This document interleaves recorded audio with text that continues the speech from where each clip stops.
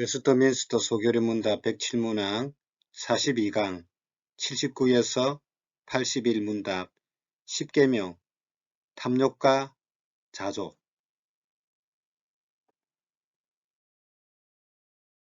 질문을 먼저 던져보겠습니다. 여러분은 여러분의 삶에 만족하고 있습니까?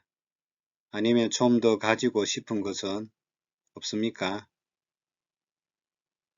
나는 나의 삶에 더 필요한 것이 있고 지금 나의 현재의 삶에 대해서 불만스럽다. 나는 더 많은 것을 원한다. 더 많이 가져야 된다. 나에게는 좀 더 필요한 것들이 많이 채워져야 된다. 라고 생각하십니까? 그런데 이제 욕구가 지나치면 우리 마음에 탐심이 생겨납니다. 십계명이 아주 중요해요. 내 이웃의 집을 탐내지 말라. 내 이웃의 아내나 그의 남종이나 그의 여종이나 그의 소나 그의 나귀나 물은 내 이웃의 소유를 탐내지 말라.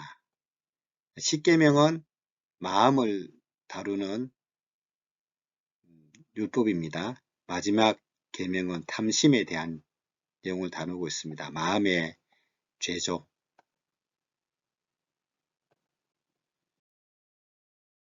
오에서 9계명을 복습해보면 이 오에서 9계명은 겉으로 드러나는 계명이죠. 부모님을 공경하는 일이라든지 살인, 간음, 도둑질, 거짓말. 그러나 십계명의 특징은 마음에 있습니다. 탐내지 말라. 마음의 죄를 다루고 있죠. 십계명은 죄를 지을 수 있는 모든 통로를 근본적으로 차단한다는 거예요. 이 마음에서부터 죄가 시작되지요. 탐심에서부터, 탐욕에서부터. 79문입니다. 십계명은 무엇입니까? 내 이웃의 집을 탐내지 말라. 내 이웃의 아내나 그의 남종이나 그의 여종이나 그의 소나 그의 나귀나 물은 내 이웃의 소유를 탐내지 말라는 입니다. 십계명이 요구하는 것은 무엇입니까? 십계명이 요구하는 것은 우리의 처지에 전적으로 만족하고 이웃과 그 소유를 바르고 따뜻한 마음으로 대하는 거죠. 십계명이 금지하는 것은 무엇입니까? 금지하는 것은 우리 자신의 처지에 만족하지 않고 이웃의 성공을 시기하거나 배아파하고 그 소유를 부당하게 탐내는 마음과 행동입니다. 불안, 불평, 원망에 이런 것은 불행의 시작인데 모두 마음에서 나옵니다. 십계명은 마음의 문제죠. 끝없는 욕심과 탐욕이죠. 장래의 삶에 대한 불안입니다. 표출되는 행동은 마음의 문제가 드러납니다. 우리 행동은 마음의 문제에서부터 출발하기 때문에 그 마음의 문제가 결국은 행동으로 드러나게 돼 있지요. 세상의 모든 법은 외적인 행동만 다루지요. 그러나 하나님의 법은 마음도 판단하고 계십니다. 겉으로 요구해서 9계명 잘 지켜도 십계명은 만만치 않습니다. 쉽지 않아요. 십계명은 스스로 어렵다고 생각하는 사람들에게 철퇴를 가하는 거죠. 겉으로는 남을 속이고 사람들 앞에 거룩한 채 할지라도 마음속에 있는 이 욕심은 하나님은 아시고 계시죠. 하나님을 속일 수는 없습니다. 사도 바울은 어떤 사람이었습니까? 예수님을 믿기 전에는 율법에는 흠이 없는 자라고 할 정도로 율법을 겉으로는 철저히 지키려고 했던 사람이죠. 그런데 바울의 삶도 그렇게 지켜왔지만 그러나 자신이 죄인이라고 깨닫게 된 결정적인 계기는 바로 십계명에 있죠. 그렇게 철저하게 지켰지만 자기 마음을 더다 보니 하나님 앞에 서 보니 로마서 7장 7절과 8절의 말씀에 사도 바울의 고백적인 말씀이죠. 율법으로 말미암지 않고는 내가 죄를 알지 못하였으니 곧 율법이 탐내지 말라 하지 아니하였더라면 내가 탐심을 알지 못하였으리라. 그러나 죄가 기회를 타서 계명으로 말미암아 내 속에서 온갖 탐심을 이루었나니 이는 율법이 없으면 죄가 죽은 것입니다. 율법 앞에서 보니까 자기의 마음속에 있는 탐심이 너무 많은 걸 깨달았죠. 그래서 죄인 중에 나는 괴수다. 하나님 앞에서 보니 여전히 내 속에 욕망이 많음을 깨닫고 그런 고백을 했습니다. 표면적으로는 죄인이 아닌 것 같아도 십계명에 비추어 보면 죄를 짓지 않는 사람이 없습니다. 마음으로 죄를 짓지 않는 사람이 있습니까? 마음에 시기하고 마음에 원망하고 마음에 불평하고 마음에 남의 것을 불호하는 것 그런 거 안 하는 사람 있습니까? 인류의 첫 타락도 탐심에서부터 시작됐지 않았습니까? 사탄의 유혹이 무엇입니까? 선악과를 먹는 날에는 너희 눈이 밝아져서 하나님과 같이 된다는 거예요.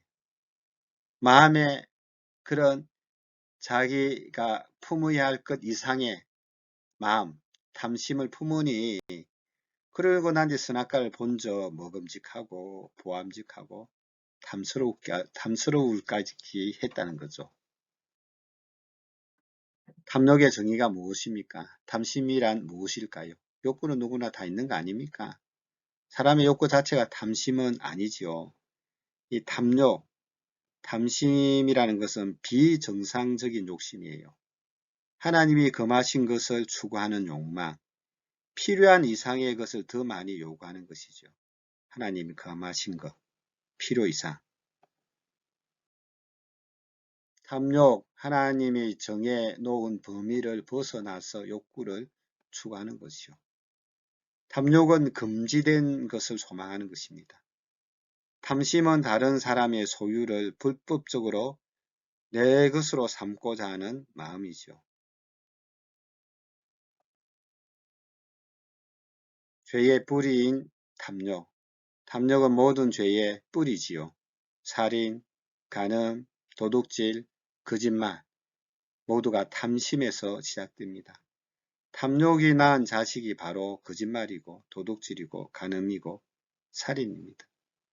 했어야 안 될 그런 욕심을 품는 것, 그런 마음을 품는 것이 모든 죄의 뿌리가 됩니다. 다윗이 우리아의 아내 바세바에 대한 탐욕을 가졌을 때 다윗은 바세바를 도둑질함으로 8계명을 어겼습니다.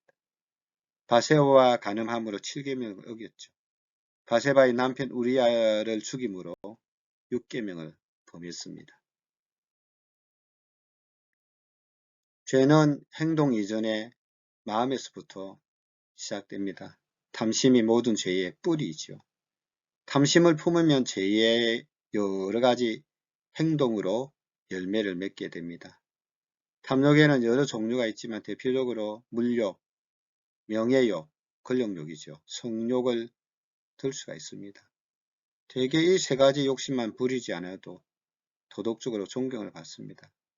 주변에 있는 사람들 중에서 정말 존경해야 할 존경 대상이 되는 그 사람이 왜 존경을 받지 못하느냐 하면 이 세 가지에 걸려 넘어지면 그렇다는 게 물질에 대한 욕심이 지나치다든지 명예욕이 지나치다든지 성욕이 지나치면 화를 부르고 그것이 자기를 망하게 하는 것입니다. 탐욕이 그렇게 무섭다는 거예요. 물욕이 어떤 것입니까? 물질에 대한 욕심이잖아요. 인간은 육체를 가진 존재이기 때문에 살아가는 데 물질, 돈이 필요하지요. 돈만 있으면 모든 문제가 풀릴 텐데 하면서 끊임없이 돈을 모으는 사람이 있습니다. 그래서 타락한 인간들은 모두 물질에 대해 탐욕을 부립니다. 성경은 물욕에 대해서 경고를 많이 하고 있습니다. 돈을 사랑함이 일만하게 뿌리가 되나니 이것을 탐내는 자들은 미혹을 받아 믿음에서 떠나 많은 근심으로써 자기를 찔러도다. 일만하게 뿌리가 됩니다. 돈이 미혹을 받습니다. 믿음을 떠나게 되고 또 그것을 인하여 근심으로써 자기를 찌르게 됩니다. 괴롭게 한다는 거예요. 물욕과 헌금, 물욕이 있는 사람은 헌금을 아까워합니다. 돈을 자기의 것으로 생각하죠. 헌금은 하나님께 드리는 것이 결코 목회자에게 하는 것이 아닙니다. 헌금은 하나님이 우리에게 돈의 주인이신 하나님이심을 고백하게 하는 것이 헌금이죠. 우리에게 필요한 물질을 주시는 분이 하나님이시다라고 신앙 고백으로 드려지는 것이 헌금이죠. 또한 물질에 대한 탐욕이 있는 사람들은 다른 사람에게 나눌 줄 모릅니다. 돈과 물질을 꼭 움켜쥐고 있습니다. 한번 들어가면 안 나오죠. 그래서 다른 사람에게 베풀기보다는 어떤 자리에 가도 얻어먹기를 좋아하고 다른 사람에게 사주지도 않는 것도 물질에 대한 지나친 탐심 때문에 생기는 거죠. 명예욕에 대해서 한번 생각해 보겠습니다. 신분과 지위에 대한 욕심이죠. 건세욕. 모세시대에 모세의 형제 아론과 미리암이 모세를 비판한 적이 있습니다. 표면적인 이유는 모세가 흑인 구스의 여자를 취했다는 거죠. 그러니까 같은 종족의 사람으로 결혼하지 않았다는 거죠. 즉 그것이 결혼이 이유가 되었지만 실제적으로 모세가 하나님과 누리는 특권적인 지위에 대한 탐심이었습니다. 모세는 하나님과 대면하여서 하나님의 뜻을 묻고 백성들을 이끈 지도자이지요. 그런데 같은 어떤 형제의 위치에서 아론과 미리암이 그것에 대하여 욕심을 냈습니다. 또 다윗의 아들 압살롬은 아버지의 왕위가 탐이 나서 다윗에게 반역을 일으키다 결국 죽임을 당하고 말았습니다. 이러한 신분과 자리에 대한 욕심은 예수님의 제자들도 마찬가지였죠. 가장 높은 자리에 앉기 위해 제자들 사이에 큰 다툼이 일어났습니다. 요즘은 심지어 초등학교도 반장 선거에서 또 이런 명예욕이 지나치다는 이야기도 듣죠. 각종 단체장에 대한 선거라든지 심지어 대통령 선거들이 있을 때 얼마나 사람들의 건세욕이 대단한지를 우리는 알 수가 있습니다. 교회도 예외가 아닐 때가 있습니다. 교회도 직분을 명예와 감투라고 생각합니다. 이러한 탐욕은 흔히 시기와 질투로 표출되어서 다른 사람이 나보다 더 나은 것을 참지 못하지요. 이러한 시기심은 주로 가장 가까이 있는 사람에게서 일어나기도 합니다. 또한 자기와 동일한 조건에 있는 사람들끼리도 생겨나기도 하죠. 이러한 탐욕과 탐심은 왜 생기는 것일까요? 우리가 탐심을 고치기 위해서 필요한 것은 바로 정확한 진단이죠. 사도 바울은 탐심을 가진 자는 곧 우상 숭배자이며 탐심은 곧 우상 숭배라고 말합니다. 왜 탐심이 우상 숭배가 될까요? 우상 숭배란 10계명의 1계명을 어기는 것이잖아요. 하나님도 좋긴 한데 당신이 더 좋다는 거예요. 우상 숭배란 하나님 외에 다른 신을 섬기는 것이잖아요. 우상 숭배란 하나님 외에 다른 대상을 사랑하고 의지하고 즐거워하는 것이죠. 나 외에 다른 신을 내게 있게 하지 말라는 거죠. 쉽게 말하면 나의 행복을 하나님에게서 추구하지 않고 다른 대상에게서 추구하는 것이 우상 숭배의 핵심입니다.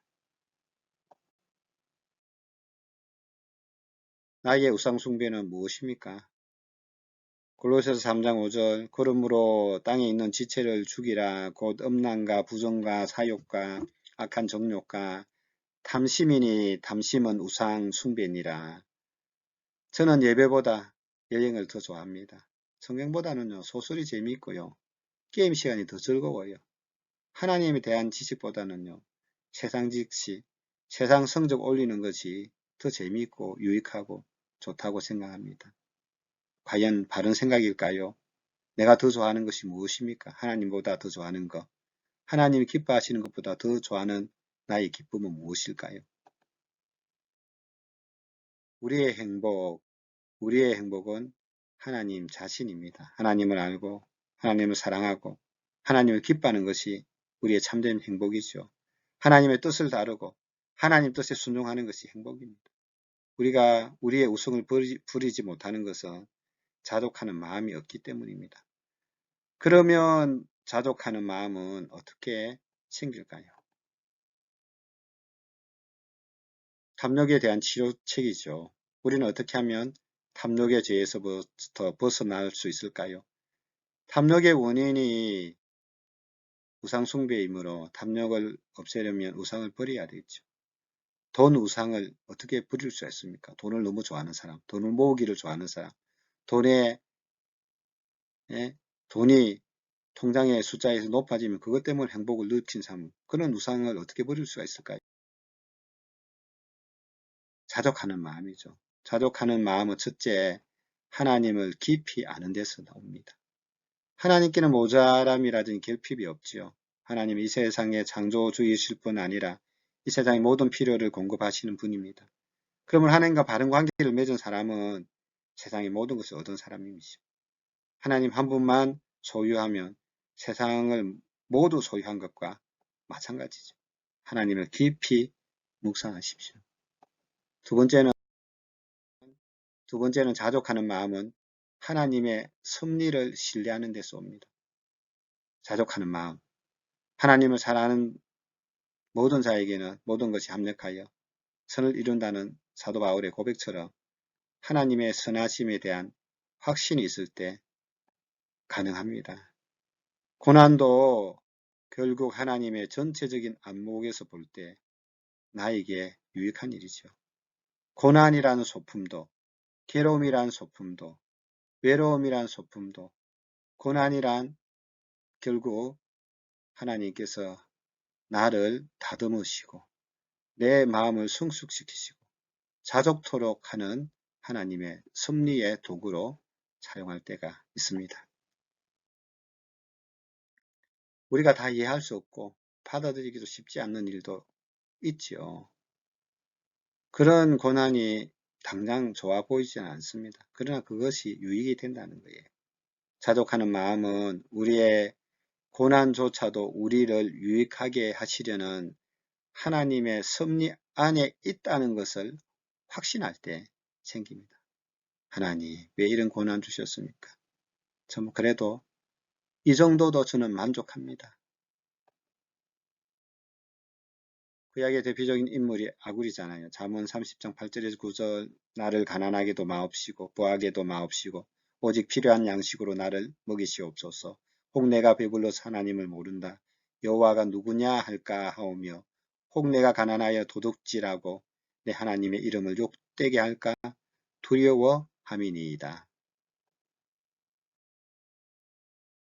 신앙의 대표적인 인물은 바울이죠. 빌립보서 4장 11절에서 13절 내가 궁핍함으로 말하는 것이 아니니라 어떠한 형편에서든지 나는 자족하기를 배웠노니 나는 비천에 처할 줄도 알고 풍부에 처할 줄도 알아 모든 일 곧 배부름과 배고픔과 풍부와 궁핍에도 처할 줄 아는 일체의 비결을 배웠노라.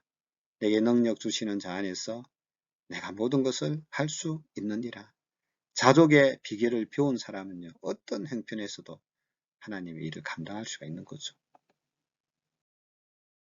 십계명의 본뜻이죠. 십계명은 탐내지 말라라는 것은 곧 자족하는 삶을 살라는 것이죠. 자족은 하나님을 깊이 알고 하나님을 사랑하고 하나님을 즐거워하는 것이죠. 하나님을 먼저 바라보는 겁니다. 1계명과 10계명은 동전의 앞뒤 양면처럼 상통합니다. 너는 나 외에 다른 신을 내게 있게 하지 말라. 하나님만을 제일 주의로 하나님만을 유일한 나의 신으로 받아들이는 거죠. 10계명에서 탐심을 버리는 것은 우상 숭배하지 말라는 거잖아요. 탐심이 우상 숭배하지 않기 위해서는 하나님 한 분으로 만족하는 하나님만을 바로 알고 섬길 때 우리는 십계명의 본뜻을 또 알 수가 있습니다. 신앙의 10단이 되자는 거예요. 자족하는 마음, 자족하는 생활. 좋은 신앙이 여러분 어떤 신앙일까요? 예배 잘 드리고 헌금 잘하고 뭐 성경 열심히 보고 기도하면 외형적으로도 좋은 신앙생활은 맞죠. 더 좋은 신앙은요. 마음으로 자족하는 거죠. 감사하고 찬양하고 행복자로 살고 그 내면을 다스리는 거죠. 이것이 인생의 10단이요 신앙의 10단이죠. 아굴과 사도 바울 같은 마음이죠. 결론입니다. 탐심에 물든 것을 회개합니다. 주님의 보혈로 용서하여 주옵소서. 오히려 하나님 앞에서 자족하고 감사하는 마음으로 살게 하소서. 42강 10계명 공부 이제 했습니다. 질문입니다. 1번 다른 계명과 달리 10계명은 마음의 문제를 다루고 있습니다. 이것이 중요한 이유는 무엇입니까? 2번 탐욕이란 무엇입니까? 모든 욕심이 다 탐욕입니까? 3번 대표적인 탐심인 물욕, 성욕, 명예의 욕에 대해 각각 설명해 보십시오. 4번 탐욕은 어떻게 표출됩니까? 5번 사도 바울은 우상 숭배와 탐심을 어떻게 왜 연관지어 설명합니까? 6번 우리는 어떻게 탐욕을 치료할 수 있습니까? 7번 소결의 문답 79에서 81 문항을 묵상하고 암송한 후 서로 점검합시다.